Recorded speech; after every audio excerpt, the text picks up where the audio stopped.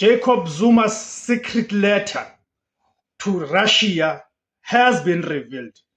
Jacob Zuma, he is the former state president and the former ANC president in South Africa.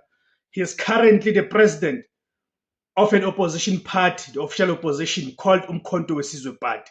So the letter that he penned to the Russian authorities, of course, it's a secret letter.